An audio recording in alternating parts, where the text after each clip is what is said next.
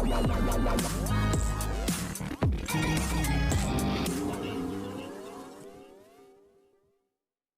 Everyone, you are watching serial Siyapa, जहां पे मिलती है आपको आप ही के फेवरेट शो से जुड़ी जानकारी। वेल, इश्क की दास्तान नागफनी के अपकमिंग ट्रैक की बात की जाए तो शो के अपकमिंग ट्रैक में दिखाया जाएगा कि शिवाय को देख करके यहाँ पर बुलबुल बहुत खुश होती है और कहती है कि पापा, आपको सब याद आ गया, आपने मुझे पहचान लिया। शिवाय घुटने के बल बैठता है, उसको हक करता है और कहता है कि ऑफ कोर्स बेटा, मुझे सब कुछ याद आ गया और अब कुछ भी हम तुम्हारे साथ गलत नहीं होने देंगे। तभी पार्वती कहती है कि लेकिन हमें पहले ये पता लगाना होगा कि हमारे बाकी के परिवार वाले कहाँ हैं। जिसे देख करके शिवाय कहता है कि हाँ, लेकिन हम ये पता लगाएंगे कैसे। तभी पार्वती जादुई शक्तियों का प्रयोग करके एक यंत्र मंगवाती है जिससे वो अपने घर वालों का पता लगवाएगी और वो शिवाय का छोटा सा खून का हिस्सा लेती है उंगली से चुबा करके और वो मशीन पर रखती है, जिससे उसे पता चल जाता है कि शिवाय के जो ब्लड रिलेशन वाले लोग हैं वो कहाँ हैं। यानी कि वो यंत्र इसी चीज के लिए होता है कि जिनके अंदर खून का रिश्ता होता है उनको वो वहां तक पहुंचा पाए। और वो शिवाय को ये यंत्र देती है और कहती है कि तुम लोग अपने घर वालों तक पहुंचो और उनका ख्याल रखना।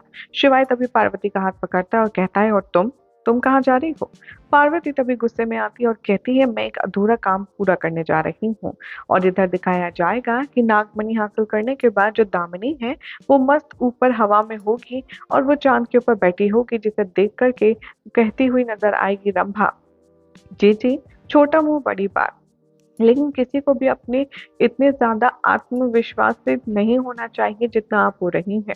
आपको ध्यान है ना, पिछली बार कैसे पार्वती ने आपकी हर एक साजिश को नाकाम कर दिया था और आपके पेट में अपना शस्त्र घुसेड़ करके वो सारी चीजें ले ली थी जो उसे चाहिए थी। आप नहीं समझती कि वो पार्वती है।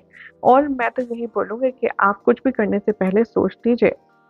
तभी यहाँ दिखाया जाएगा कि कैसे दामिनी गुस्से में होगी और वो नीचे चांद से उतर कर आएगी और सीधा रंभा का गला दबाएगी और कहेगी, अब तो कह दिया, दोबारा ये बकवास करने की जरूरत नहीं है मेरे सामने, क्योंकि अब ऐसा कुछ नहीं होगा। और जैसे ही वो दामिनी नीचे फेंकती है रंभा को, तभी वहां पर पार्वती आ जाती है अपने असली अवतार में और वो कहती है, तो तू नागिन फाइनली आ ही गई। जिसे देख करके वो काफी ज्यादा अपसेट हो जाती है और वो कहती है, मुझे आज तक समझ नहीं आता कि तू हमेशा से ये बात समझ क्यों नहीं पाती है कि तुझसे ज्यादा शक्तिशाली मैं हूँ और तुझे वो नागमणि कभी नहीं मिलेगी। इधर दिखाया जाएगा कि सभी लोग जो घर वाले हैं वो एक अंधेरे कमरे में बंधे हुए होंगे और सब आपस में मिलकर के एक दूसरे को देख करके बचाने के लिए रो रहे होंगे। तभी दादी की तबीयत बिगड़ जाएगी और वो बहुत रोएगी और वो ये कहती नजर आएगी कि डाकनी ने हमारी जिंदगी बर्बाद कर दी, हम सबको अलग कर दिया। हमारा शिवाय शिवाय भी अब हमारे साथ नहीं है, क्योंकि घर वालों को तो पता नहीं है कि शिवाय जिंदा हो गया है, वो वापस आ गया है। यहाँ पे शिवाय लगातार उस यंत्र का प्रयोग करके अपने घर वालों को ढूंढ ही रहा होता है कि तभी यहाँ पर उसको कुछ आहट सुनाई देती है और एक कमरा होता है जो कि बंद होता है, जिसे देखकर शिवाय सोचता है कि आखिर इसमें क्या आवाजें आ रही हैं और ये बंद क्यों है। और तभी वो दरवाजे को तोड़ने की कोशिश करता है। इधर दिखाया जाएगा कि जो दामिनी है वो अपनी सारी शक्तियों को इकट्ठा करके पार्वती के ऊपर कुछ जादुई अटैक करती है, जिससे पार्वती बच जाती है और वो वापस से अटैक करती है और दामिनी हर तरफ सांप से बंध जाती है, जिसे देखकर रंभा भी घबरा जाती है और पार्वती खुश। तभी पार्वती से कहती है, बेवकूफ नागिन, तुझे इतना भी नहीं पता मेरे अंदर नागमणि है और तेरा ये नाग का जादू मेरा कुछ भी नहीं बिगाड़ पाएगा। और वो तभी अपने जो सारे बंधन है नाग वाले वो तोड़ लेती है और आजाद हो जाती है और पार्वती को अपनी ओर खींच लेती है अपनी सारी शक्तियों से। पार्वती को इससे ये अंदाजा लग जाता है कि अब दामिनी का सामना कर पाना बहुत ज्यादा मुश्किल है, क्योंकि अब दामिनी शक्तिशाली हो गई है। इसीलिए वो भोलेनाथ से प्रार्थना करती है और कहती है कि हे भोलेनाथ, मुझे माफ कर दीजिएगा, मैं अपने आप की हार मानती हूँ और दामिनी के आगे अपने आप को सौंपती हूँ। और दामिनी ये देख करके बहुत खुश हो जाएगी और कहेगी, कितने सालों बाद मुझे सुकून आया है और तुझे अपने प्राणों की भीख मांगता देख तो मानो मेरा दिन ही बन गया। तभी दामिनी से कहती है पार्वती कि देखो, मैं जानती हूँ कि तुम्हारी दुश्मनी मुझसे है, प्लीज घर वालों को छोड़ दो। तभी यहाँ पर दामिनी कहती है कि इतनी आसानी से कैसे जाने दूं मैं तुझे, नागिन, मैं तुझे अच्छे से सबक सिखाऊंगी। और इधर दिखाया जाएगा कि कैसे दामिनी यहाँ पर अपनी सारी शक्तियों का इस्तेमाल करने वाली ही होती है, तभी इतनी करीब जाती है पार्वती और उसके अंदर नाग संरक्षण मणि अंदर डाल देती है ताकि उसकी जो सर्पीली शक्तियाँ हैं वो उपयोग में ना आए। और ये सुनकर के वो बहुत ज़्यादा इरिटेट होती है। तभी रंभा कहती है, जीजी जल्दी कुछ करो, अगर ये सारी किरणें तुम्हारे ऊपर आ गई तो तुम कभी भी उस नागमणि को एक्टिव नहीं कर पाओगी। तभी दामिनी यहाँ पर अपना जादू चलाती है और वो अपने आप को उस जादू से आज़ाद कर लेती है और पार्वती को बंदी बना लेती है।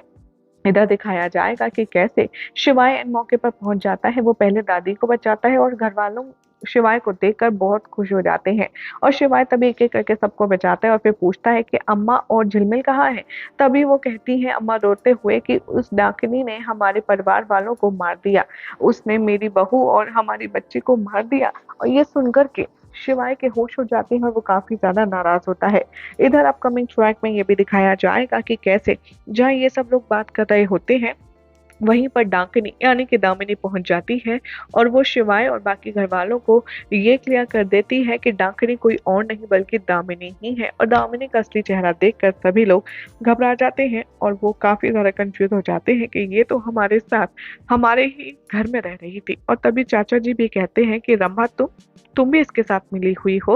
और तभी शिवाय कहता है कि तुम्हारी बहुत बड़ी गलतफहमी है डाकिनी, कि हम तुमसे डर जाएंगे और तुमको यहाँ पर अपनी मन मुताबिक चीजें करने देंगे।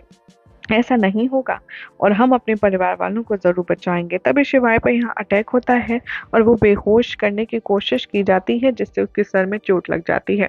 अब देखना होगा काफ़ी इंटरेस्टिंग कि क्या शिवाय अपने घरवालों के साथ-साथ खुद को बचा पाएगा या नहीं।